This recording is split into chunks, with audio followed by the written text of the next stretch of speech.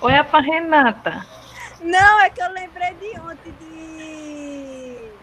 Como é o Foi, nome agora, dela mesmo? Misericórdia. foi o que aconteceu ontem. Eu falar com ela, porque ele não estava decente assistindo. Olha, Foi.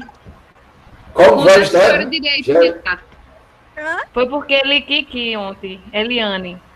Ela Sim. disse que teve um aluno que entrou em contato com ela, dizendo que não sabia se ele foi gravado na aula dela, porque ele estava indecente. Ave Só Maria. Jesus. Meu Aí povo, boa noite. ela teve que assistir a aula toda de novo para saber se tinha ou não. Mas, meu Jesus. Sejam todos bem-vindos. É um prazer inenarrável estar com Vossas Excelências novamente, mais uma sexta-feira, aí tentando, né, fazer com que a quarentena fique mais agitada, né? Vocês estão querendo fazer isso, mas aí a gente vai tentar vencer esse assunto que é um assunto extenso, tá? É um assunto que não é tão fácil, tá? É um dos assuntos do processo do trabalho que é mais complicado e é um assunto que sempre cai na prova da OAB. Então, pelo menos duas questões na prova de processo do trabalho cai na sua prova da OAB, com certeza envolvendo recursos. Então, é necessário a gente, né, traçar aqui com vocês os principais pontos, só que hoje vai ser a aula mais leve. Doutora Gleice já aí se queixou acerca de princípios, mas esses princípios são princípios apenas norteadores dos recursos. A gente vai ver na prática, lá na frente, o que significam esses princípios. Só vou pontuar, já que a gente vai ver a teoria geral dos recursos no processo do trabalho. Então, de olho aí no nosso material, gente, vamos começar a traçar algumas características, tá? A primeira delas é o princípio do duplo grau de jurisdição. É um princípio que está previsto na Constituição Federal e que significa que a parte inconformada com a decisão que foi dada pelo juiz de primeiro grau ou pelo Tribunal Superior do Trabalho há de se recorrer, e esse recurso faz com que a matéria suba para um tribunal, né, superior hierarquicamente.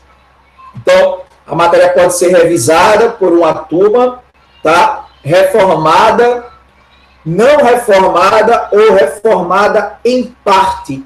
Isso é o duplo grau de jurisdição. Só tem uma exceção no processo do trabalho, que eu coloquei aí para vocês nesse princípio do duplo grau de jurisdição, que é o dissídio de alçada. O dissídio de alçada é aquele chamado rito sumário. O rito sumário, que está previsto nessa lei aí, meu povo, é a lei 5.584/70, essa lei que trata do dissídio de alçada, é aquela cujo valor vai até, o valor da causa vai até 2 salários mínimos, tá? E nesse ínterim, quando eu coloco esse valor na causa e atribuo que o meu processo está sob o rito sumário, eu abri mão de recorrer. Então, quando eu faço isso, quando eu coloco a minha causa sob o rito sumário, eu abro mão de recorrer, porque o dissídio de alçada é um dissídio de instância única, é um dissídio que não cabe recurso, não cabe duplo grau de jurisdição, com uma exceção.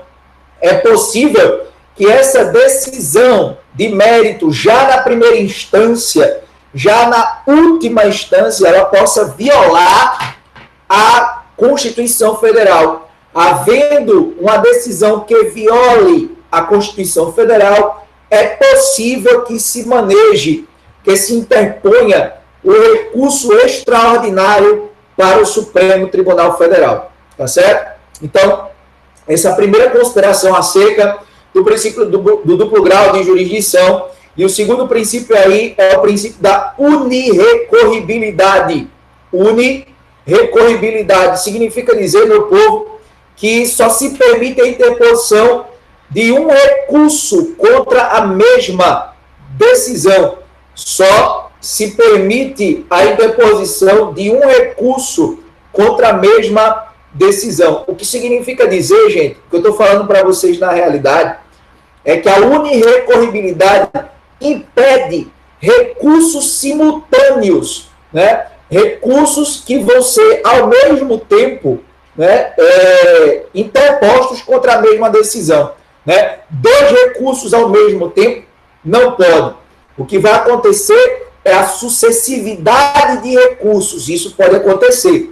Vou dar um exemplo. Digamos que saiu uma decisão de mérito na primeira instância, onde o juiz do trabalho prolatou uma sentença. Saiu a sentença de primeira instância, o juiz trancou aquele recurso. Né? Eu entrei com o recurso daquela sentença, um recurso chamado de recurso ordinário, tá? E esse recurso precisa ser analisado os seus pressupostos de admissibilidade, que aula que vem a gente vai ver o que é, tá certo? Então, esses pressupostos de admissibilidade, se não estiverem presentes, o juiz ele não dá seguimento ao recurso, ou seja, o recurso não sobe para o tribunal. Aí disse que o recurso está trancado, tá? Então, eu já interpus um recurso contra aquela decisão. Só que, após a análise dos pressupostos, o juiz dá um despacho denegatório de seguimento do recurso para o tribunal. O que significa dizer que, se o recurso não tem os pressupostos de admissibilidade, não pode subir. E aí, o que acontece? Esse recurso trancado, ele pode ser destrancado por outro recurso. Veja, é um recurso que vai ser sucessivo àquele que eu já interpus. Eu não posso, ao mesmo tempo, interpor dois recursos. Eu interpus um após o outro, tá? Aí, quando eu vou entrar com esse novo recurso, para destrancar o recurso ordinário que ficou trancado, aí eu utilizo outro recurso, que é o agravo de instrumento. Aí o agravo de instrumento faz com que os dois recursos subam para o tribunal. Às vezes, aquela decisão de primeiro grau, ela está omissa, ela está contraditória, ou ela está obscura, e aí eu posso fazer mão da oposição dos embargos de declaração. Aí o embargo de declaração, o juiz dá a decisão dos embargos de declaração. Após os embargos de declaração, daquela sentença que foi fruto do aclaramento da matéria pelos embargos de declaração, eu posso fazer um outro recurso, que é o recurso ordinário. Então, veja, os recursos aí serão sucessivos e não simultâneos. Se proíbe a simultaneidade de recursos no processo do trabalho. Não se admite a interposição de dois recursos ao mesmo tempo para uma mesma decisão. Perfeito? Terceiro recurso, terceiro princípio é o princípio da fungibilidade. O princípio da fungibilidade, gente, ele é bem característico, eu vou explicar por quê. Certa feita eu dando aula, aí eu disse, meu povo, veja, um dos pressupostos de admissibilidade do recurso, né, principalmente do recurso ordinário, é que existe um recurso certo para cada decisão. Então, quando eu digo que existe um recurso certo para cada decisão, significa dizer que se eu interpuser um outro recurso que não é cabível para aquela decisão específica, o juiz ele não vai conhecer. Aí eu disse uma expressão.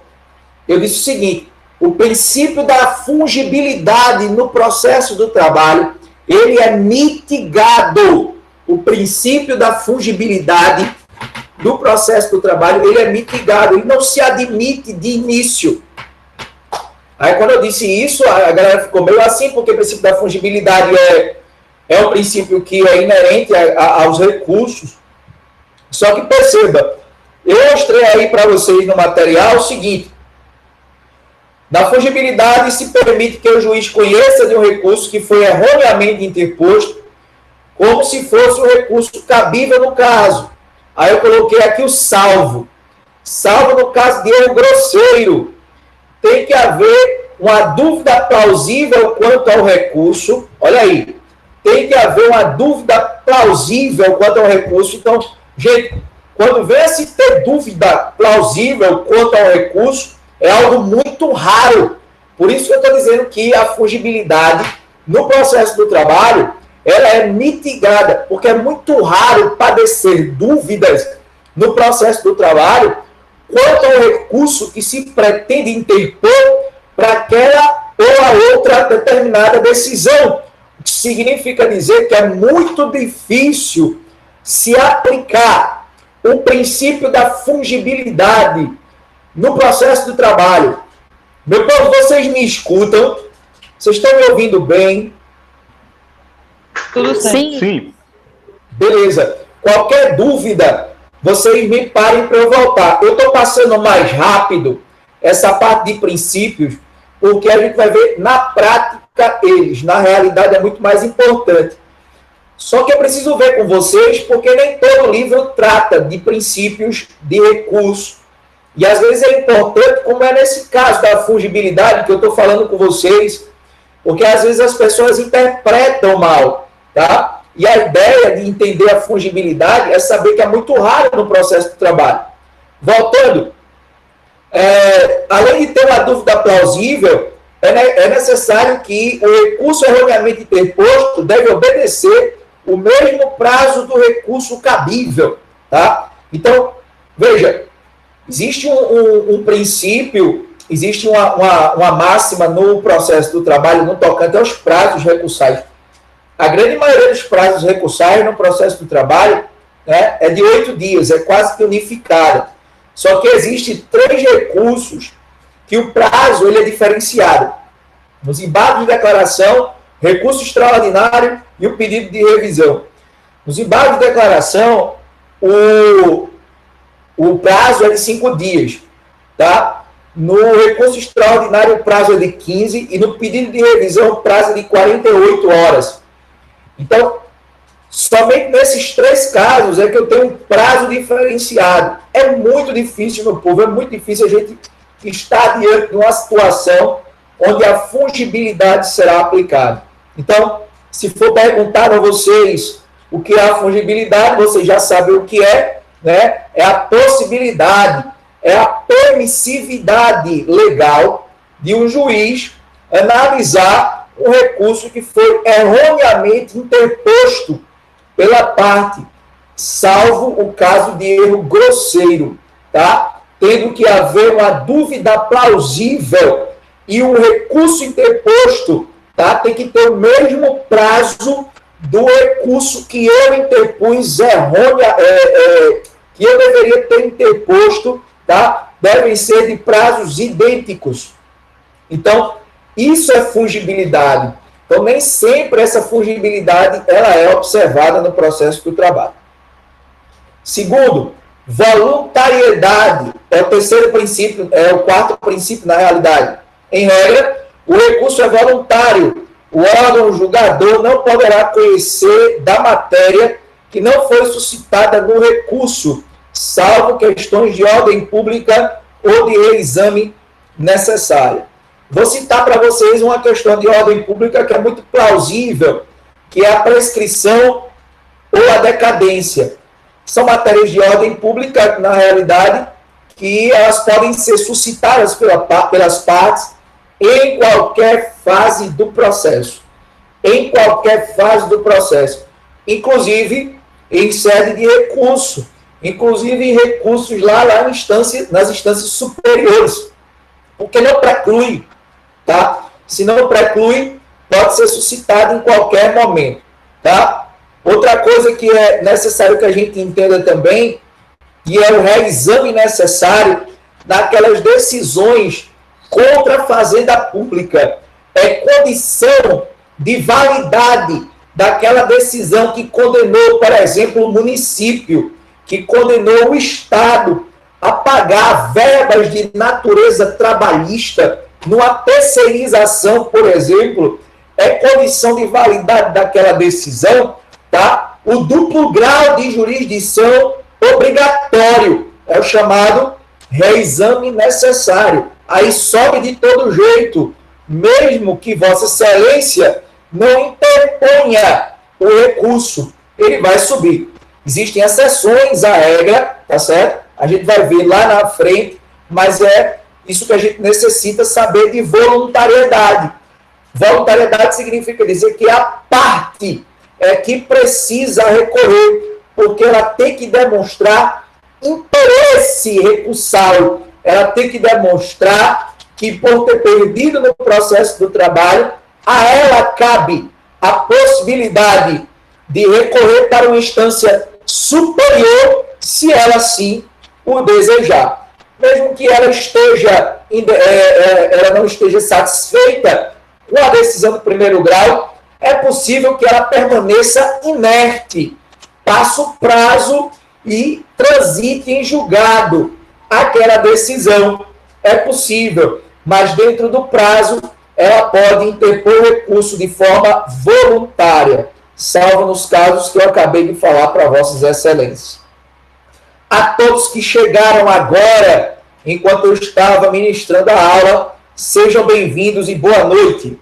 Meu povo, vejam só, o último princípio é o da non reformatio impejus. Non reformatio impejus. Significa dizer que se eu fui condenado a pagar 10 mil reais, tá, a um determinado reclamante, e lá no recurso se verificou uma outra coisa em que eu poderia ter sido condenado, tá certo? Eu não posso ser condenado a mais. O não reforma, se a parte assim não suscitou no recurso, né?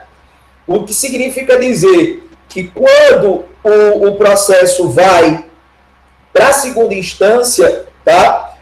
E você, como reclamante, ganhou esses 10 mil reais, esses 10 mil reais ele não vai ser derrubado na segunda instância, tá? A não ser que tenha sido fruto do recurso da parte contrária e vice-versa, tá? Então, não havendo prejudicialidade no momento em que você recorreu e aquele recurso não foi acolhido. Se aquele recurso não foi acolhido, não significa dizer que você vai ter prejudicialidade daquilo que foi decidido em prol daquela parte na instância inferior. Isso é o non reformatio impejus. Então, vejam só, essas características iniciais que muita gente não gosta, é necessário que a gente tenha uma ideia, né, do que significa. Porque, às vezes, gente, isso cai em concurso público, às vezes isso é cobrado em prova de OAB, e é preciso que a gente tenha, pelo menos, uma vaga ideia do que significa no processo do trabalho cada princípio que eu acabei de elencar aqui para Vossas Excelências. É muito importante que você saiba, né, logicamente, a forma em que se tramita um recurso dentro das instâncias superiores é importante. É importante que você saiba quando vai caber um recurso e outro, é importante. Mas a gente tem que começar com tijolinho em cima de tijolinho. A gente tem que montar uma escada para chegar no raciocínio lógico, para entender, né, aquela questão que lá na frente vai exigir que saibamos os princípios inerentes aos recursos no processo do trabalho. Então, dando continuidade, deixa eu só perguntar uma coisa, gente, antes de dar continuidade. A aula passada da gente foi feriado. Todavia, eu enviei um vídeo para Vossas Excelências sobre ônus da prova. Eu queria saber se vocês assistiram, tá? Eu queria saber o que é que vocês acharam, se vocês tiveram alguma dúvida. Eu passei a maioria do tempo no vídeo, na aula, falando sobre aspectos práticos, falando sobre questões que aconteceram comigo. Aí eu queria saber se vocês conseguiram assistir e se conseguiram aprender alguma coisa. Eu tomei conhecimento desse vídeo agora, Fred. Então não tinha visto antes, não foi, doutor Edson? Não. Mas alguém não viu? Eu não assisti, não. Mas, meu Jesus. Vê só. Eu esqueci, era feriado, Fred. Feriado, Não era Fred. pra Tu você quer que a gente mandar outra assista? menina, feriado. Oxi. Parabéns, parabéns. Vê só. Então façam o seguinte. Façam o seguinte. Vocês, quando puderem, assistam, tá? É uma matéria importante. Eu considero ônus da prova, né, a arma secreta do advogado. Então, quanto mais você sabe manejar a matéria ônus da prova, certo? Mais possibilidade você tem de ganhar uma causa, tá? Ou de evitar produzir prova contrária à Vossa Excelência, tá? Porque isso acontece muito na prática. O advogado não sabe mexer na questão do ônus da prova e, às vezes, o ônus da prova não recai sobre ele e ele produz uma prova que não deveria produzir e acaba sendo prejudicado, acaba ajudando a parte contrária, tá? E era melhor o advogado ficar calado. Às vezes, o advogado tem que saber quando ficar calado. Quando é que você aprende isso? Quando você entende ônus da prova. Então, esse vídeo é um vídeo imprescindível para vossas excelências, na vida prática de vocês, para vocês terem uma ideia geral, tá, de como se trabalha nas audiências quando se fala de ônus probandi. Então, assistam, vale a pena. Tá certo, meu povo? Outra coisa, eu acho que vocês estão... Como é que está a internet de vocês aí? Gleice falou que estava travando a internet dela aqui. Como é que está aí? A minha tá ok. Isso é Elane, ó, bagunçando. Alguém dá uma força para a Elane aí, porque Jesus, lá em Bezerro não chegou a internet ainda não. Mas voltou ao normal, Fred. Tá dando para assistir direitinho. Mas dá uma força aí, Gleice, a Elane.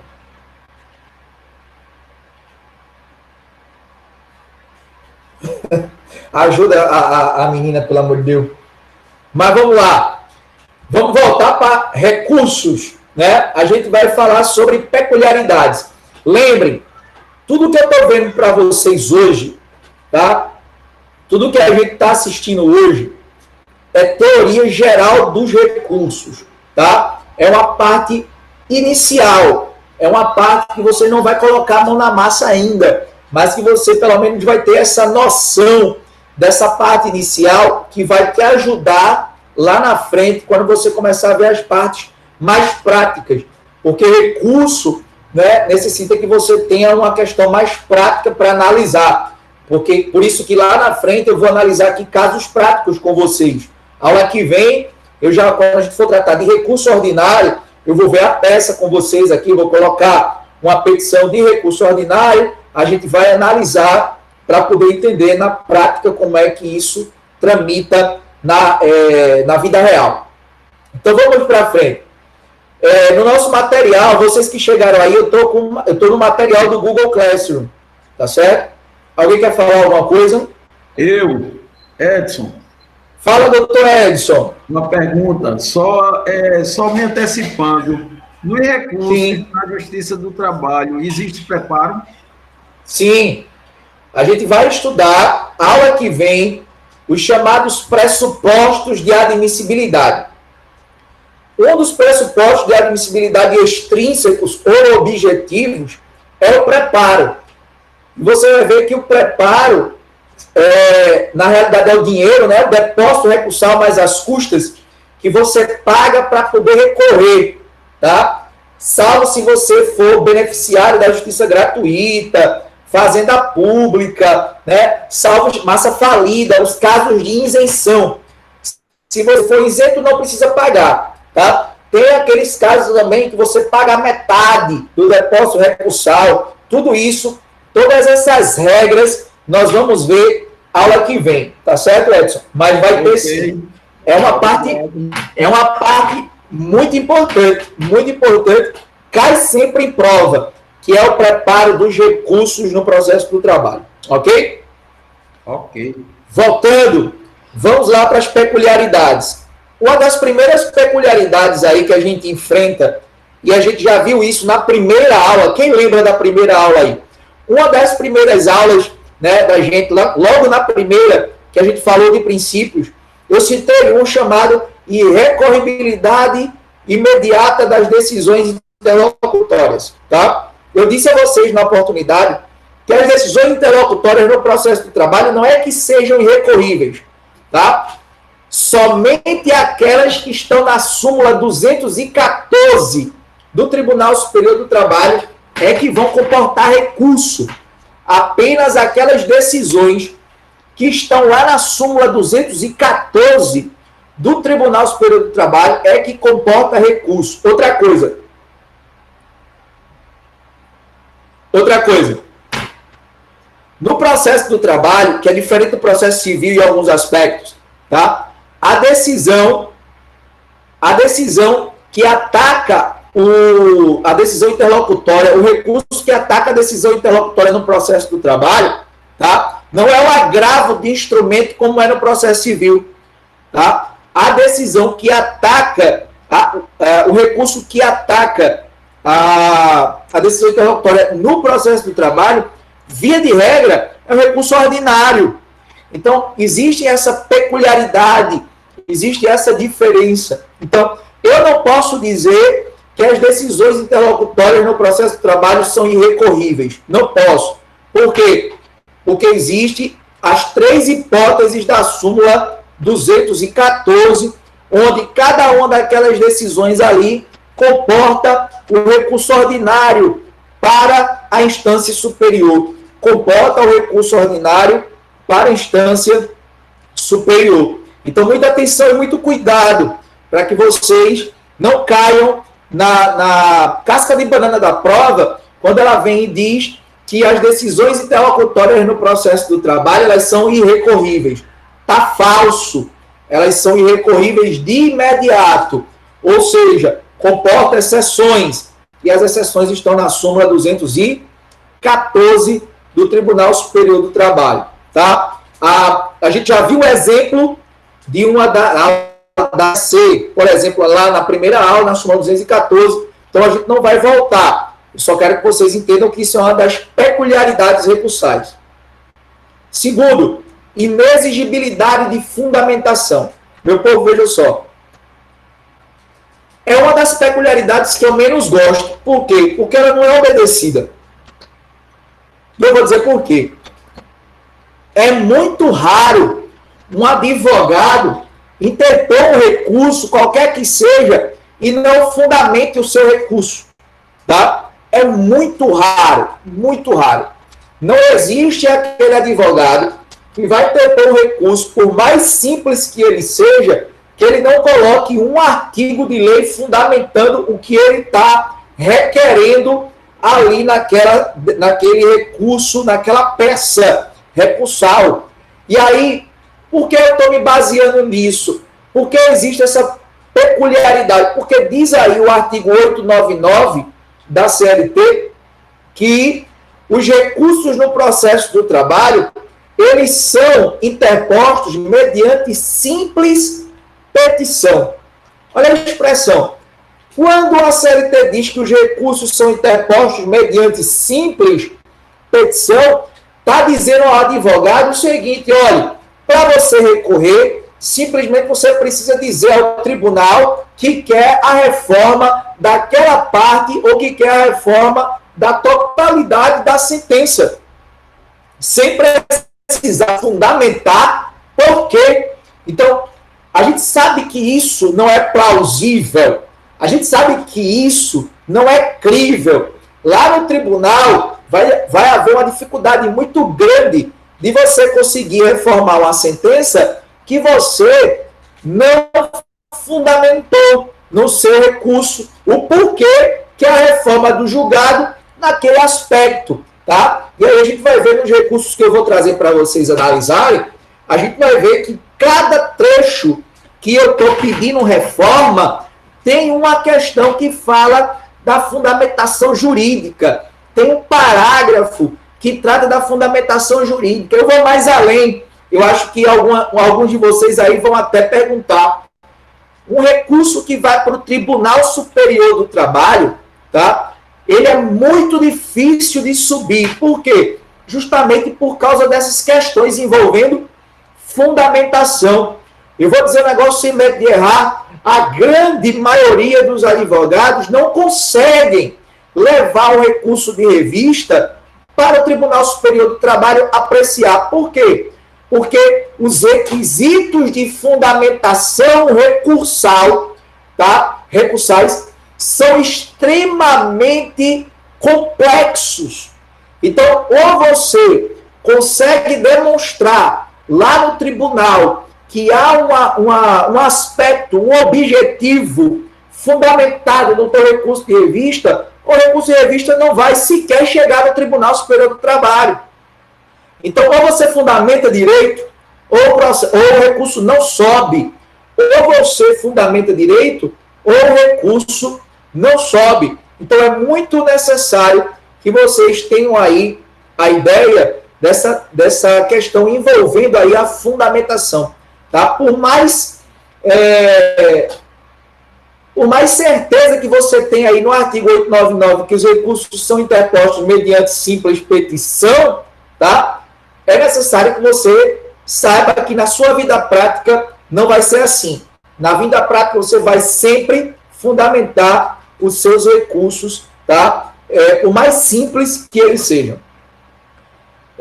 Terceiro, o efeito devolutivo dos recursos. Gente, quando a gente fala em efeito devolutivo, que eu coloquei aí especificamente nas peculiaridades, por quê? Porque, anote aí, a grande maioria dos recursos trabalhistas, vou repetir, a grande maioria dos recursos trabalhistas, eles são interpostos no seu efeito meramente devolutivo.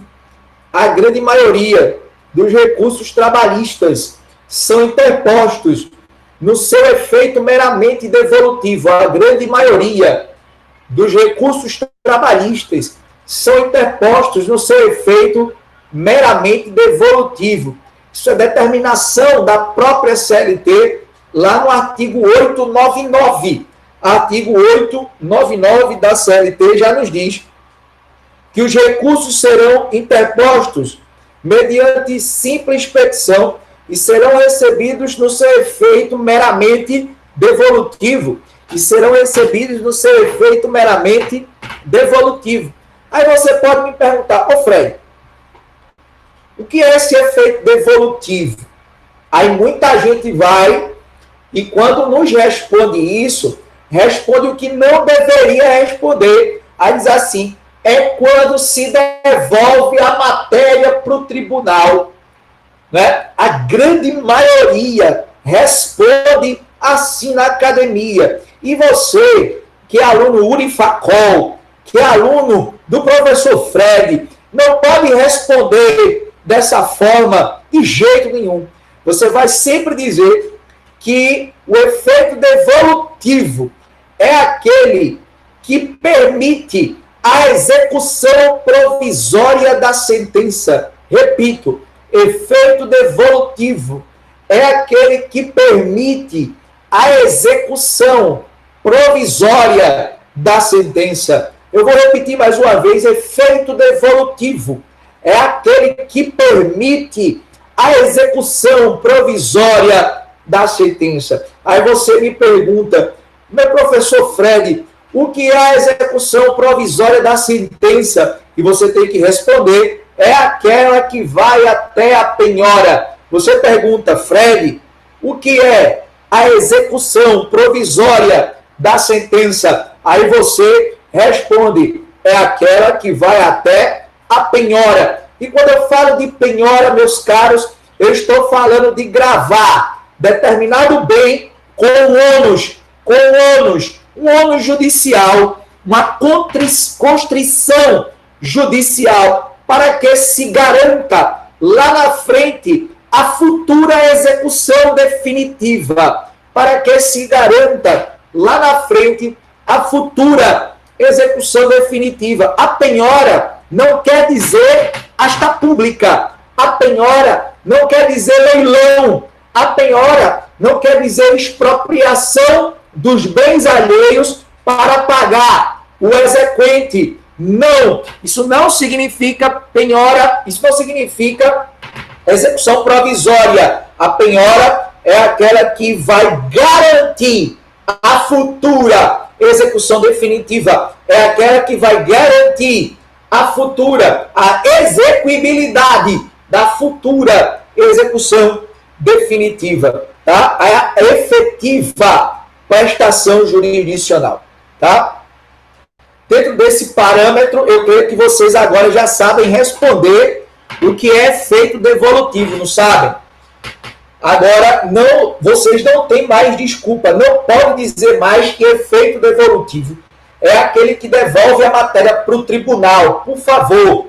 Tá? Vocês não podem responder mais assim, porque vocês aprenderam hoje que efeito devolutivo é aquele que permite a execução provisória da sentença. E o que é a execução provisória da sentença? É aquela que vai até a penhora. É aquela que vai até a penhora.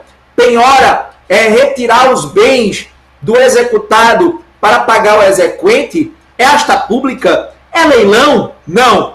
Penhora é gravar aquele determinado bem, é gravar aquele determinado valor. Já está dizendo que tá travando, meu povo. Como é que tá aí? Se manifestem. O meu tá travando, não. Então vamos fazer assim. Então vamos fazer assim. O pessoal que está travando um pouco aí por causa da net, não esqueçam dessas partes que estão travando, vocês consigam ver posteriormente no vídeo. É muito importante, porque cada detalhe ele é precioso em recurso. Tá? Cada detalhe ele é precioso. Então assistam 2 vezes se necessário. Tá? Não é porque a aula é importante, não. É necessário, às vezes, esses detalhes para vocês. Porque como a gente... Grande Márcio. Porque, veja só, o que é necessário em recurso, em processo do trabalho, é justamente pegar esses macetes práticos, esses detalhes. Por exemplo, muita gente vem com esse do processo civil com aquela ideia, né, às vezes na academia, porque é mais raso, né? A gente não vê de forma mais profunda a ideia de que o efeito devolutivo seria devolver a matéria para o tribunal. E essa questão que eu estou falando para vocês, ela é importantíssima, porque no aspecto prático, uma execução provisória é aquela que vai garantir ao teu cliente uma certeza de execuibilidade, porque às vezes tem gente que é tão alma cebosa que se desfaz dos bens durante o período do processo. E esse desfazimento dos bens, ele vai descambar numa inexecuibilidade. Ou seja, você ganha, mas não leva. E às vezes, quando você grava determinado bem, né, com uma constrição judicial, quando você grava determinado bem com a constrição judicial, você traz aí uma garantia de execuibilidade da decisão do magistrado, tá? Porque se a parte recorreu, é porque a parte quer reformar, né, aquilo que ela perdeu ali naquela instância inferior. Então, se ela quer fazer isso, ela quer fazer com que haja uma diminuição daquilo que foi reconhecido no juízo de primeiro grau. Ela quer uma reconsideração, ela quer uma reforma daquilo para que, na realidade, o peso seja menor. Mas, às vezes, você já tem lá na sentença de primeira instância a garantia, né? O juiz ele já te deu essa garantia de que você já tem direito àquilo ali, tá? E como o recurso que sobe para o tribunal sobe com efeito meramente devolutivo, você já pode requerer a execução provisória, né? Principalmente quando você tem aquele receio de que a parte contrária ela vai se dilapidando paulatinamente dos seus bens para que lá na frente aquele reclamante ele não possa ter, né, o seu direito efetivamente satisfeito. E isso acontece, gente. O que tem de alma cebosa, que esconde bem, que bota os bens lá no nome de terceiros, né? Para que as dívidas não recaiam sobre aqueles determinados bens, não está no gibi. Acontece muito. E é a tristeza do advogado quando o processo chega na fase de execução e você sabe que a empresa é uma empresa difícil, tá? Ou você sabe que aquele executado, aquele devedor, é um devedor complicado, né? Às vezes você até diz, fulano e tal, vou entrar não, procure outro advogado, porque você já sabe que o processo vai para execução e só, né, sei lá, quando Cristo Redentor bater palma, é que você vai ver dinheiro. Então, você trabalha, mas não vê dinheiro, né? Não é um negócio muito legal de se trabalhar. Ok, meu povo? Deu para entender aí, não foi o efeito evolutivo? Vamos para uniformidade de prazo. E eu disse a vocês que a grande maioria dos prazos no processo do trabalho são de 8 dias. A grande maioria dos prazos no processo do trabalho são de 8 dias. 8 dias é a grande maioria dos prazos, tá? Eu já disse a vocês que 3 recursos enfrentam prazo diferente. Aí vocês vão ter que colocar e sair na cabeça, porque sempre você vai ter que memorizar para a prova, tá? Então você só memoriza os 3, os demais são 8 dias. Você só memoriza os 3, os demais são 8 dias. Existem mais prazos, né? Existem prazos que estão previstos em regimentos internos, existem prazos que são determinações judiciais, mas não é o que importa agora para a gente. O que importa para a gente agora é o seguinte: segundo essa peculiaridade que eu estou vendo com vocês, da uniformidade de prazo recursal no processo do trabalho, eu memorizo 3 apenas e os demais são de 8 dias. Eu vou memorizar embargos de declaração, que o prazo é 5 dias, embargos de declaração, o prazo 5 dias. Vou memorizar recurso extraordinário para o STF, 15 dias, é o mesmo prazo do processo civil, porque eu aplico o processo civil de forma subsidiária.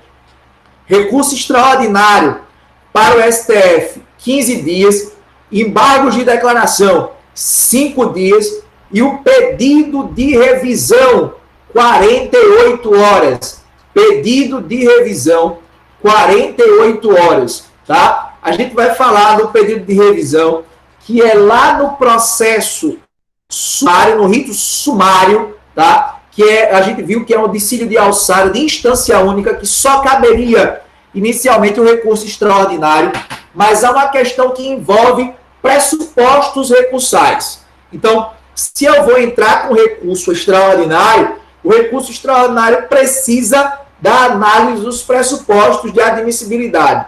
Então, se houver alguma bronca aí no rito sumário, quanto aos pressupostos de admissibilidade, aí eu tenho o chamado pedido de revisão, que o prazo é 48 horas. Veja, o processo é mais célere, até o prazo do recurso é mais célere, tá? 48 horas para análise dos pressupostos de admissibilidade, para análise, reanálise, na realidade, dos pressupostos de admissibilidade. Ok, meu povo? Então, veja aí, só vou memorizar os 3, os demais são 8 dias. Embargo de declaração 5, recurso extraordinário 15, pedido de revisão 48 horas, ok? E já falei aí para vocês na letra E, a instância única do dissídio de alçada. Dissídio de alçada e o rito sumário são a mesma coisa. Dissídio de alçada e o rito sumário são a mesma coisa. Ok, meu povo? Tranquilo e calmo. Coloquei para vocês aqui, ó, um pequeno esquema. Analise aí no seu material sobre o andamento processual. Eu vou compartilhar a tela. Acompanha comigo, galera. Eu vou compartilhar a tela. Eu quero que você acompanhe comigo aí.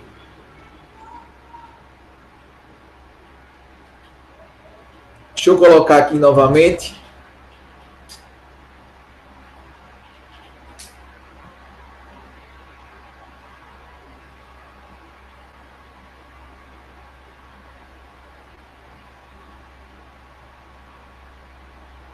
Não estou conseguindo compartilhar.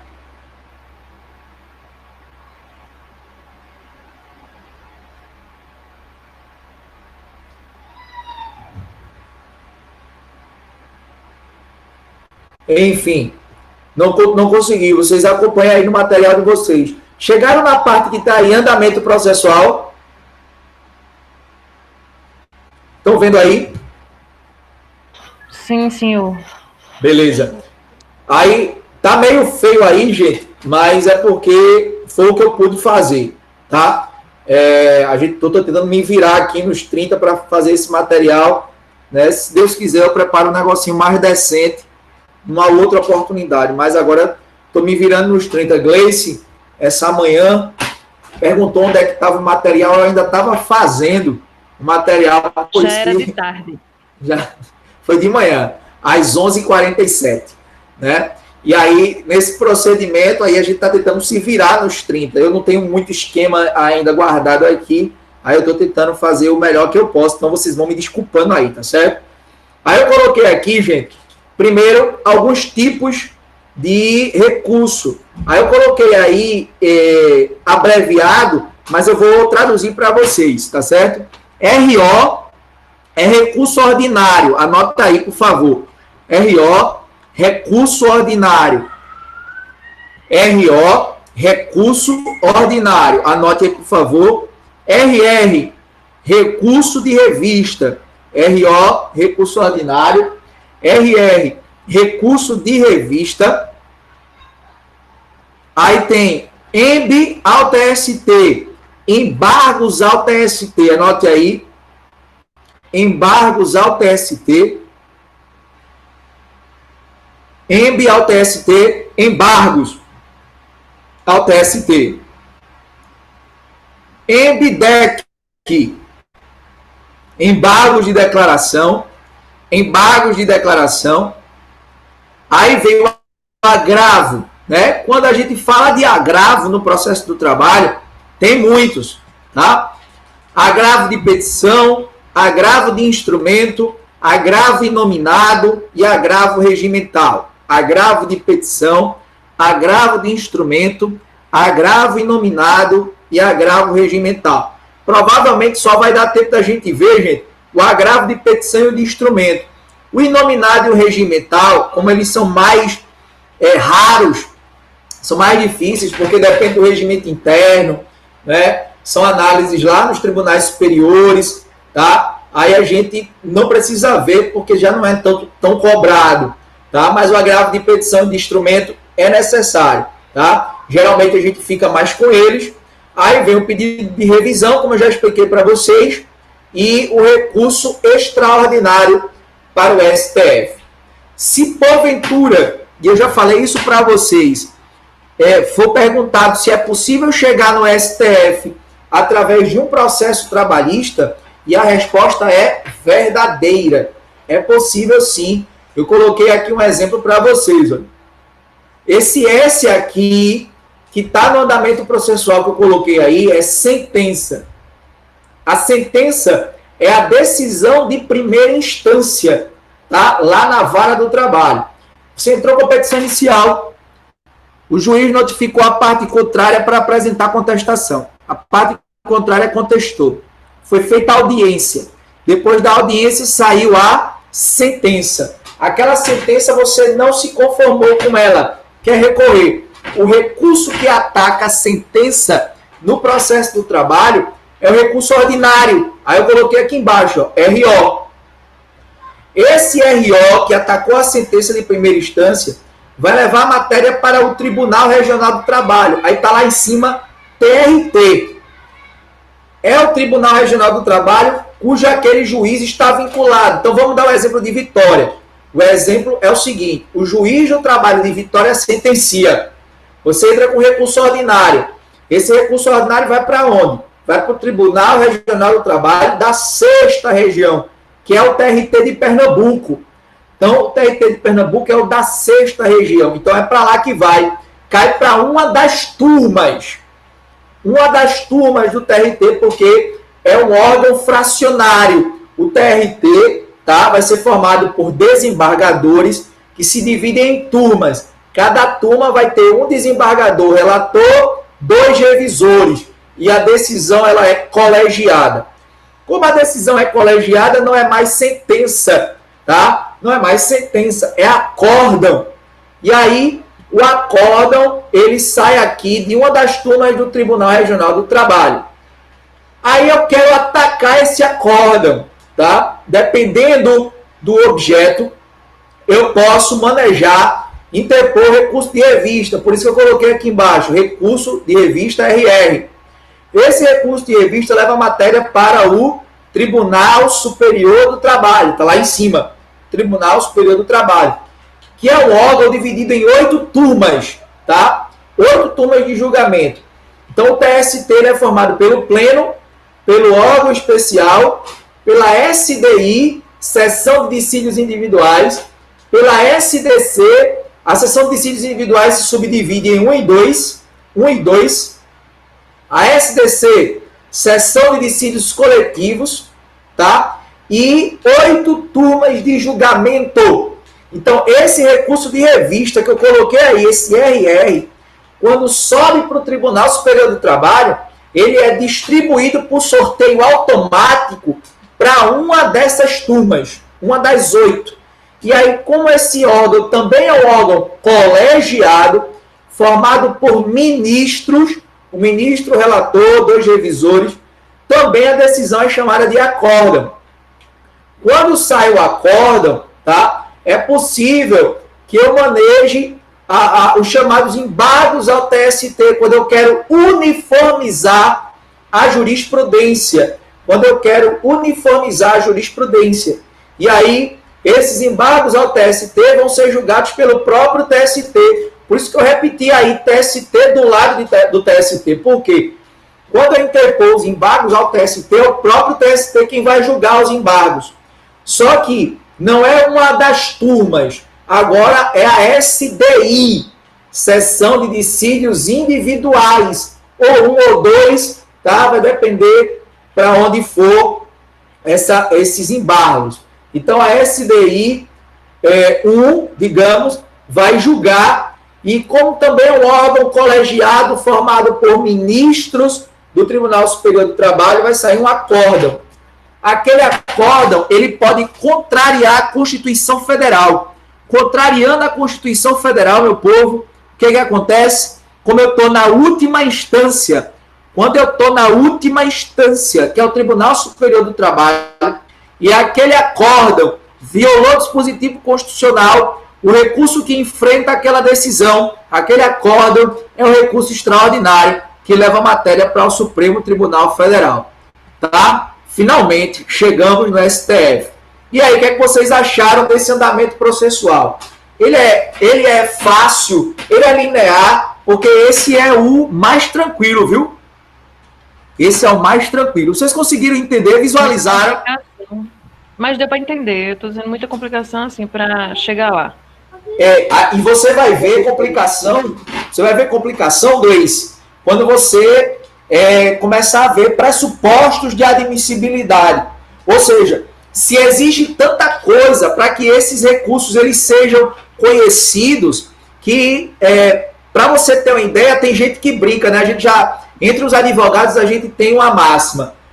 Quem conseguir levar um recurso de revista para ser apreciado pelo Tribunal Superior do Trabalho, é necessário que você pegue a decisão, mesmo que você perca, e emoldure e coloque no seu escritório, porque aí as pessoas vão ver que você é um advogado diferenciado. Veja só, você tem uma ideia, é mais fácil, a turma brinca que é mais fácil Cristo Redentor bater palma do que um recurso de revista subir para o Tribunal Superior do Trabalho, para você ver que a questão é muito técnica, os requisitos são técnicos, então você precisa ter você tem um certo traquejo. Alguém quer perguntar? Para mim ficou claro. Vamos para frente. Então veja, isso aqui que eu coloquei para vocês é a linha do tempo mais fácil, da Vara do Trabalho até o Supremo Tribunal Federal. Esse andamento ele tem que ficar muito claro na sua cabeça. Por que o professor Fred colocou esse andamento aí? Foi por nada. Foi só para ele encher linguiça? Não. Esse andamento eu coloquei aí, porque esse andamento eu vou utilizar durante todas as minhas aulas. Tudo que a gente for falar de recurso no processo de trabalho, quando a gente começar a falar recursos em espécie, eu vou ter que voltar para esse esquema, tá? Então a gente vai ter que analisar da vara do trabalho, quando chega no tribunal, do tribunal para o Tribunal Superior do Trabalho, dentro do Tribunal Superior do Trabalho para o Supremo Tribunal Federal. Essa linha, ela tem que ficar muito clara na sua cabeça. Ok, meu povo? Então, vamos aqui, eu falei já dos efeitos do recurso, né? Já falei do efeito devolutivo. Existem outros efeitos, mas o que só cai na prova para você é o efeito devolutivo. O que é o efeito devolutivo?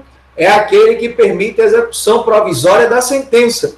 O que é efeito devolutivo? É aquele que permite a execução provisória da sentença. E o que é a execução provisória da sentença?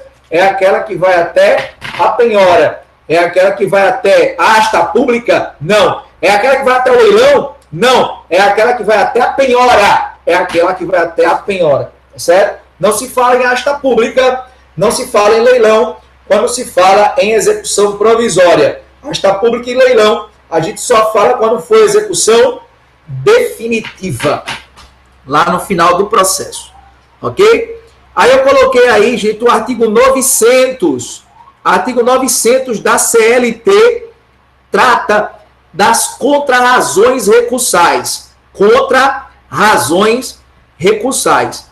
Tá? Então vamos entender o que é isso. Pare aqui comigo, lembra um pouquinho aí comigo daquela linha do tempo, certo?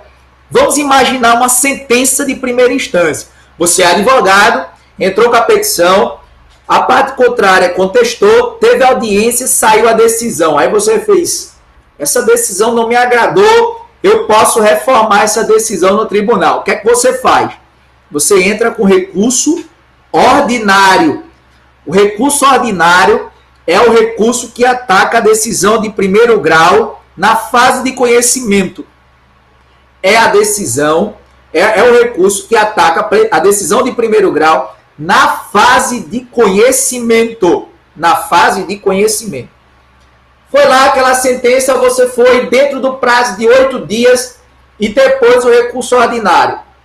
Quando você, veja o que é que se analisa. Quando você interpôs o recurso ordinário, você interpôs para o juiz que decidiu primeiro. Porque o teu recurso vai ter uma folha de rosto. Essa folha de rosto vai dizer o seguinte: juiz, olha aqui, ó, estou recorrendo. Estão presentes todos os pressupostos de admissibilidade. Analise. Aí veja só, quando eu faço isso, tá? Quando eu mostro ao juiz que estão presentes os pressupostos de admissibilidade, ele vai analisar se está tudo presente. Se a parte que recorreu é capaz, se a parte que recorreu é legítima, se a parte que recorreu tem interesse de recorrer, se a parte que recorreu pagou as custas e o depósito recursal, se a parte que recorreu ela tem poderes para recorrer, se a parte que recorreu tem tempestividade, foi dentro do prazo do recurso. Tudo isso o juiz vai analisar, o juiz de primeiro grau, viu? O juiz que deu a sentença. Aí ele vê que está tudo presente. Se ele visualizou que todos os requisitos de admissibilidade, que a gente vai ver a aula que vem, estão presentes, o que é que ele faz? Ele recebe o recurso. Então vamos lá, saiu a sentença, recorri. O recurso vai ser direcionado para quem? Tá? Na folha de rosto eu direciono para o juiz que prolatou a sentença. E eu digo o que a ele? Juiz, olha aí, estão presentes os pressupostos de admissibilidade. O que é que ele faz? Ele analisa. É o primeiro juízo de admissibilidade. Se tiver tudo presente, ele faz o quê? Recebe. Recebe. Se está tudo presente, ele recebe. Fred, se faltar um, ele tranca. Se tiver tudo presente, ele recebe. Se tiver tudo presente, ele recebe. Se faltar um, Fred, ele tranca. Ele tranca o recurso ali na primeira instância. Eu posso destrancar? Posso. Outro recurso, mas não é o que eu quero ver agora. Calma aí. Então, perceba que quando ele recebe, existe ali as razões recursais, que não é ele, juiz de primeira instância, que vai analisar, porque as minhas razões recursais têm que subir para o Tribunal Regional do Trabalho, para que a turma analise, tá? E veja se vai reformar ou não a sentença, ou se vai reformar, em parte, aquelas razões recursais. O juiz de primeira instância não mexe, porque aquelas razões recursais são direcionadas para o tribunal respectivo. Aí o que é que acontece?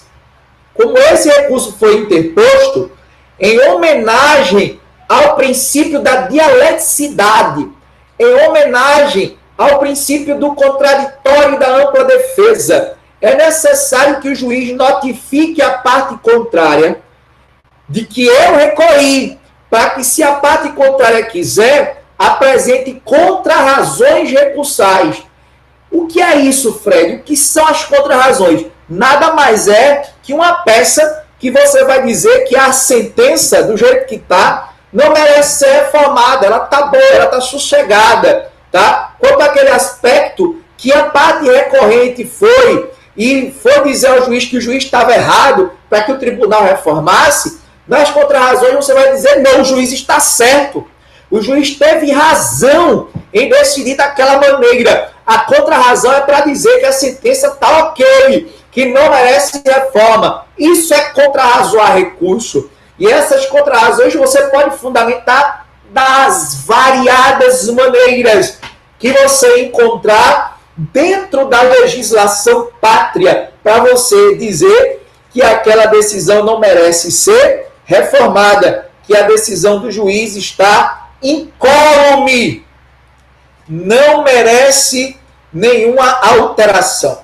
Então, o que é que diz o artigo 900? O artigo 900 vai dizer que o prazo de contrarrazões é no prazo de 8 dias. E nesse caso aqui, eu estou dizendo que é de 8 dias, porque o meu recurso solidário foi de 8 dias. Ou seja, as contrarrazões recursais ocorrerão no mesmo prazo do recurso. As contrarrazões recursais ocorrerão no mesmo prazo do recurso. Então, se o meu recurso, eu tive 8 dias para entrar com o recurso ordinário, eu vou ter 8 dias para contrarrazoar. Se eu tive 8 dias para o meu recurso ordinário, eu vou ter 8 dias para contrarrazoar. Se eu tive 8 dias para o meu recurso ordinário, eu vou ter 8 dias para contrarrazoar.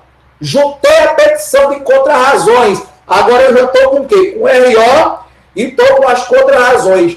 Quando junta os dois, aí o juiz remete o recurso ordinário e as contrarrazões para a instância superior, que nesse caso aqui é o Tribunal Regional do Trabalho. Quando chega lá no TRT, vai ser sorteado uma turma ou câmara, tá? Quando chega na turma, vai para o relator, vai para o desembargador, relator. Lá no PJE já aparece relator, desembargador, fulano de tal. Então você já sabe quem é o desembargador, relator daquela turma onde caiu o teu recurso. Esse desembargador relator, ele faz o segundo juízo de admissibilidade. Esse desembargador relator, ele faz um segundo juízo de admissibilidade. Quando chega lá, ele, de forma monocrática, veja que eu disse que eu estou numa turma, a turma tem 3 desembargadores, mas quando sobe o recurso para o tribunal, quem pega esse recurso é o relator. E o relator de forma monocrática. E o relator de forma monocrática. E o relator de forma monocrática vai analisar os pressupostos de admissibilidade recursal. E aí, quando ele analisa, ele pode ou trancar ou dar seguimento para a turma, para lançar em pauta para julgamento aquele recurso. Ele coloca para julgamento se estiver presentes os pressupostos. Então, veja, eu faço uma análise de admissibilidade aqui na instância que decidiu e eu faço uma segunda análise de admissibilidade de recurso na instância superior, onde o recurso subiu. Quem acompanhou tudo comigo, se manifeste. Quem quer que eu volte de alguma forma, dê um oi aí e peça para eu voltar. Tudo ok. Tudo certinho. Perfeito. É muita coisa, né? Mas vai piorar. Relaxa na prova, tá tudo certo. Não, tá. É carinho na prova. Pensa em prova, não. Pense em prova, não. Não é nem pra Tá? fazer prova. Anderson tá dizendo que parece um rap. E o pior é mesmo, isso tem que ficar no juízo de Vossas Excelências. Você tá falando em inglês.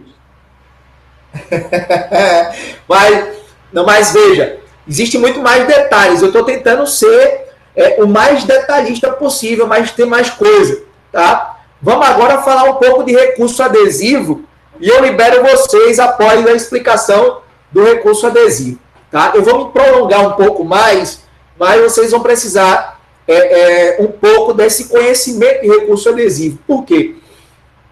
O recurso adesivo não é tão comum, tá? O recurso adesivo, se você perguntar a algum advogado, você já entrou com recurso adesivo? 80% vai dizer que não, tá? Eu tenho 15 anos de advocacia, nos 15 anos de advocacia eu nunca entrei com recurso adesivo, até porque é difícil eu perder um prazo. Eu estou muito em cima dos prazos, então é muito difícil. Então, geralmente, o recurso adesivo a gente utiliza quando a gente vai ali e não dá uma atenção razoável para o prazo. Que é responsável. Eu sou uma propaganda para todo mundo me contratar. Me contrate, por favor. Estamos em tempos difíceis. E aí parte do pressuposto de que o recurso adesivo ele vai ajudar você, tá, a levar uma matéria que você deixou, né, para suscitar na fase de contrarrazões. Aí eu vou explicar isso para vocês. Já que eu expliquei para vocês direitinho o que era contrarrazões, agora eu vou explicar para você o que é recurso adesivo, porque a gente vai precisar muito disso no processo do trabalho, dessa explicação que eu dei a vocês acerca de contrarrazões. Então, perceba. Saiu a sentença. Vou explicar recurso adesivo, viu? Saiu a sentença. A sentença de primeiro grau, tá? Que foi, na primeira instância aqui, na Vara do Trabalho de Vitória, saiu e essa decisão foi uma decisão de parcial procedência. O que significa dizer? Eu pedi 10 coisas, eu fiz 10 pedidos, tá? Desses 10 pedidos, 5 foram aceitos, tá? E 5 indeferidos.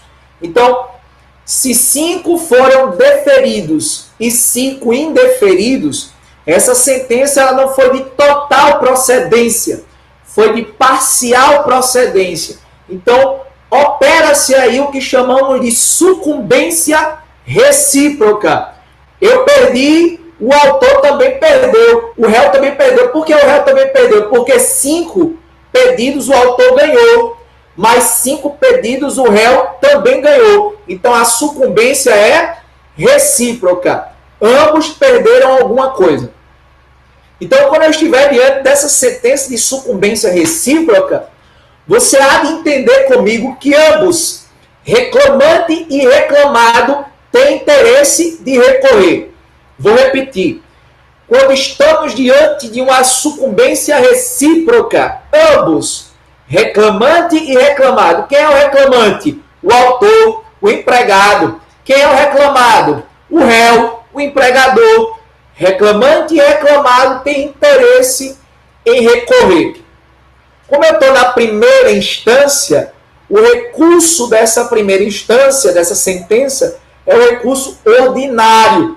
Então, ambos, tanto empregado quanto empregador, eles têm interesse em recorrer. Vamos dizer, no nosso caso aqui, que o empregado ganhou insalubridade e ganhou horas extras. O juiz reconheceu insalubridade e reconheceu horas extras. E o réu perdeu o chamado, e o réu ganhou o chamado intervalo intrajornada, ou seja, o juiz não reconheceu o intervalo intrajornada que o reclamante pediu. Então, veja só, reclamante pediu intervalo intrajornada, pediu horas extras, pediu insalubridade. Ganhou horas extras, ganhou insalubridade e perdeu o intervalo intrajornada. Então, ambos perderam alguma coisa. Ambos perderam alguma coisa, ambos têm interesse em recorrer. Então, lembra disso que eu estou falando. Então, se o autor ganhou horas extras e ganhou insalubridade, o que é que quer o réu? O réu, no seu recurso, quer derrubar horas extras e quer derrubar insalubridade.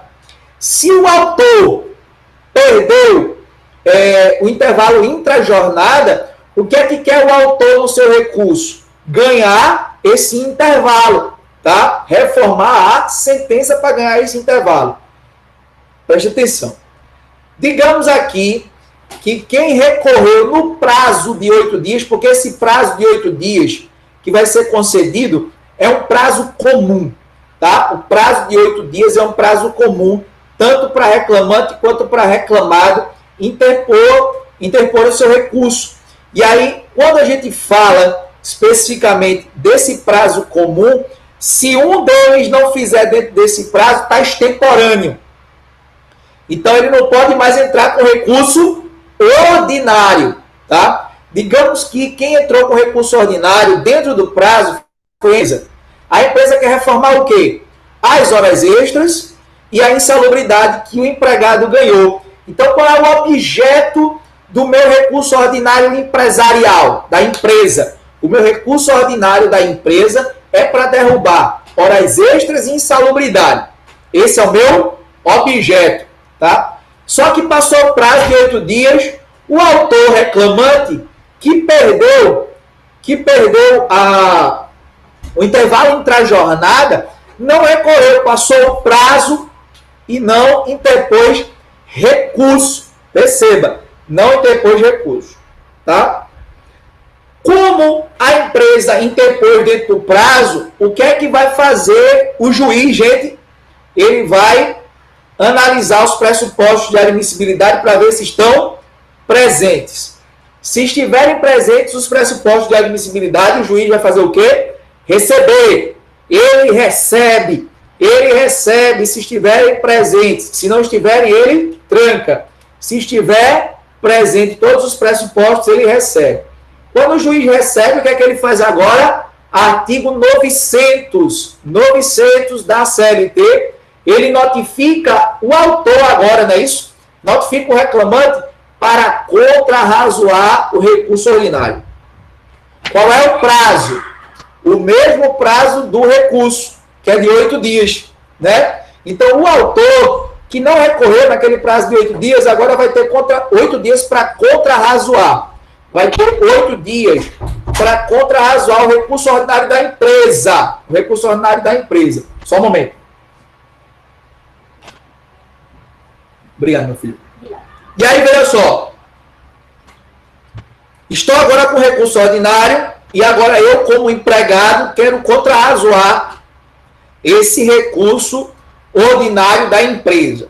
No prazo de contrarrazões, a pergunta é, já que em cima eu não entrei com recurso ordinário para poder ganhar aquele intervalo intrajornada que eu perdi na sentença, eu pergunto, dentro do prazo de contrarrazões, eu posso interpor o recurso adesivo, já que o meu recurso adesivo tem como objeto ganhar o intervalo intrajornada, que é diferente das horas extras e da insalubridade que a empresa quer derrubar. Então, qual é o objeto do recurso ordinário da empresa? Horas extras e insalubridade. É isso que ela quer derrubar. O meu recurso adesivo, o que é que eu quero com o meu recurso adesivo no prazo das contrarrazões? Eu quero ganhar o meu intervalo intrajornada. Então, perceba que o objeto do meu recurso adesivo é diferente do objeto do recurso principal. O que é que vocês acham aí? Eu posso recorrer adesivamente, já que o objeto é diferente, sim ou não?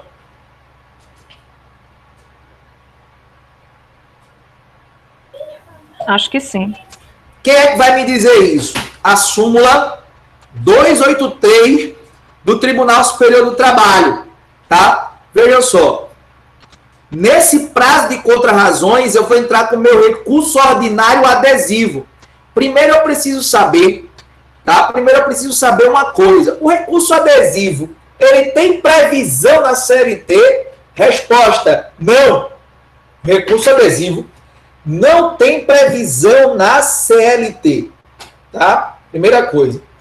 Então, a gente já sabe o seguinte, se eu tenho a necessidade de recorrer adesivamente e não tem previsão na CLT, aonde é que está previsto o recurso adesivo? No CPC.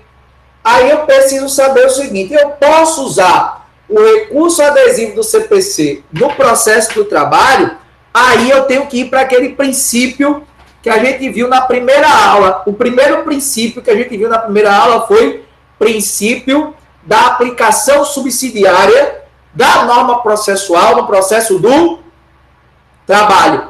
A aplicação subsidiária da norma processual no processo do trabalho. Aí eu pergunto, essa parte do recurso adesivo do CPC, eu posso aplicar no processo do trabalho? Aí eu tenho que saber o seguinte, primeiro, omissão na CLT. A CLT é omissa? É. CLT não fala de recurso adesivo. Segundo, qual é a segunda coisa que eu tenho que fazer? Aquela parte lá no CPC que trata de recurso adesivo, ela é compatível com o processo do trabalho? Aí como é que eu vou saber? Quem é que vai me dizer se existe compatibilidade ou não? Doutrina e jurisprudência. Eu tenho que analisar se a jurisprudência diz que é cabível. Aí, se você ler a súmula 283, que eu coloquei aí no material de vocês, ó, súmula 283 do Tribunal Superior do Trabalho, está dizendo que o CPC, na parte que toca o recurso adesivo, ele é compatível com o processo do trabalho. Então, eu posso aplicar, tá? Está lá no artigo 997 e seguintes do CPC. Então, aquilo ali eu posso aplicar no processo do trabalho. Primeiro ponto para o recurso adesivo. Segundo ponto, o recurso que eu quero adesivar, o recurso adesivo é o recurso ordinário.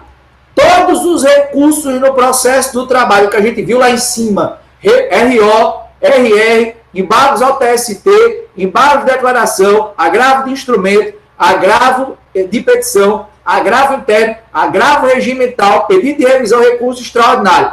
Tudo que a gente viu lá em cima. Cabe recurso adesivo? Resposta, não. Não. Por quê? A súmula 283 vai dizer aí no material da gente, ó, só cabe de recurso ordinário, recurso de revista, agravo de petição e embargos. Recurso ordinário, recurso de revista, agravo de petição e embargos. Recurso ordinário, recurso de revista, agravo de petição e embargos. Recurso ordinário, recurso de revista, agravo de petição e embargos. Recurso ordinário, recurso de revista, embargos de agravo de petição e embargos. Ô Fred, esses embargos aí é o quê? É embargo de declaração ou embargos ao TST? Dica! Observação! Dica! Observação! Toda vez que a jurisprudência falar tão somente em embargos, ela está falando de embargos ao TST. Toda vez que a jurisprudência do Tribunal Superior do Trabalho falar somente de embargos, eu estou falando de embargos ao TST. Porque quando a jurisprudência, quando a lei quer falar em embargos de declaração, ela fala expressamente embargos de declaração. Mas quando a jurisprudência fala somente embargos, ela está tratando dos embargos ao TST. Está tratando dos embargos ao TST. Fechou, meu povo? Todo recurso cabe recurso adesivo? Não! Todo recurso cabe recurso adesivo? Não! Não. Quais são os recursos?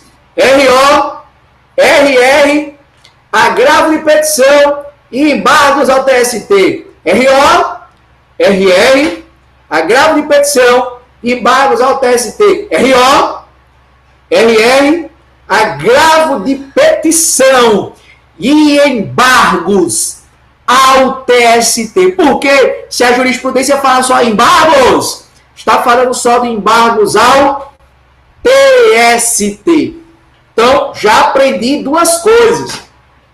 No nosso caso prático, o recurso que eu quero recorrer adesivamente é o RO. Cabe! Cabe. Porque cabe de quem? De RO, RR, agravo de petição e embargos ao TST. Aí cabe. Aí eu sacudo o recurso ordinário adesivo. Mas o meu recurso ordinário adesivo não trata nem de horas extras, nem de insalubridade. Gleice disse que podia, mesmo que a matéria fosse diferente. Mas quem é que me diz isso? A súmula 283. Está dizendo que a súmula 283 diz o seguinte: sendo desnecessário que a matéria no recurso adesivo veiculada esteja relacionada com a matéria do recurso interposto pela parte contrária. Ou seja, a matéria do recurso adesivo não está atrelada à matéria do recurso principal. A matéria, o objeto do recurso adesivo não está atrelada, não está ligada à matéria do recurso principal. A matéria do recurso adesivo não está atrelada à matéria do recurso principal. Então, mesmo que o objeto seja diferente, eu posso recorrer adesivamente. Mesmo que a matéria seja diferente, eu posso recorrer adesivamente. Aí vai subir. Vai subir o recurso ordinário e vai subir o recurso adesivo. Aí lá o recurso adesivo eu posso ganhar. Eu posso ganhar o meu intervalo entre a jornada, mesmo que eu não tenha interposto o recurso principal. Agora, vem a pergunta. Se a empresa decide desistir do recurso principal, pergunta, o que é que acontece com o recurso adesivo obreiro lá do trabalhador? Perde o objeto? Sim ou não? O que é que você acha? Já que a matéria é diferente, se eu desistir do recurso principal, o que é que acontece com o recurso adesivo, meu povo? De acordo com o Código de Processo Civil, Sim. ele deixa de existir. Ele o não quê? pode existir. Ele deixa de existir. Se o recurso principal houve a desistência, o recurso adesivo ele não. É um pipoco de Tandera, é um caminhão carregado de vadimeco, doutor José Edson. Muito bom, doutor José Edson. A desistência do recurso principal prejudica o recurso adesivo. A desistência do recurso principal prejudica o recurso adesivo. É o pipoco de Tandera esse homem. Muito bem, meu querido. Parabéns. É isso mesmo. Eu achei muito bonito quando você disse, de acordo com o Código de Processo Civil, o senhor já é um caminhão carregado de vadimeco. Muito bem. Voltando aqui. Aí eu tenho só uma pergunta a concluir. Determine, doutor. De acordo com o artigo 1024 do Código de Processo Civil, Sim. no quarto, aquele recurso meramente protelatório, ele Tem multa. De processo, pode usar também na Justiça do Trabalho? E quando isso acontece, existe multa. Exatamente. Existe multa. A multa que a gente chama de multa por litigância de má-fé, a utilização de meio processual para protelar, para atrasar o feito. Tá? Aí a gente vai ver que isso acontece até nos embargos de declaração. Isso acontece até nos embargos de declaração. Os embargos meramente protelatórios ou recurso protelatório. Cabe sim, doutor Edson, multa. Okay. Vamos para frente. Eu que agradeço, meu querido. Só para a gente sacramentar aqui. Deixa eu perguntar uma coisa a vocês. Digamos que os dois chegam lá em cima. O recurso ordinário da empresa e o recurso adesivo do empregado. Digamos, tá, que o recurso ordinário da empresa, ele ficou trancado, ele não subiu. Por que ele não subiu? Porque não houve análise dos pressupostos de admissibilidade, ou seja, estava faltando dos pressupostos de admissibilidade. Eu quero saber se o recurso adesivo ele é trancado, se o recurso principal ele é trancado, o que é que acontece com o adesivo? O adesivo sobe o adesivo fica emendado com o recurso principal? O que é que vocês me dizem?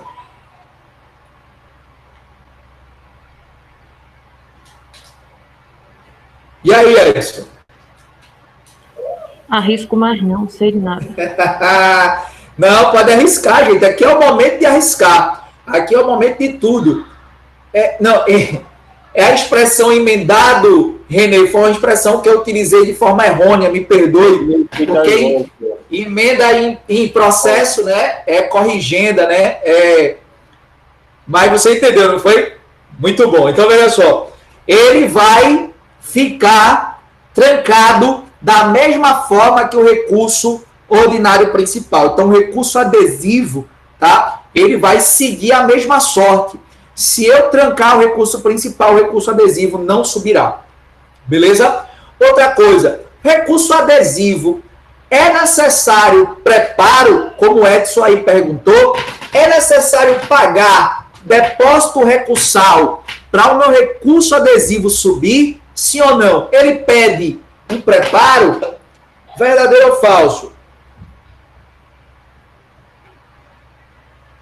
Eu acho que é verdadeiro. É verdadeiro, você acertava. O recurso adesivo, ele exige preparo sim. É necessário que a parte deposite, faça o recolhimento do depósito recursal para que o meu recurso adesivo possa subir. É um pressuposto de admissibilidade recursal e tem que ser dentro do prazo de contrarrazões. Tudo para subir precisa de preparo.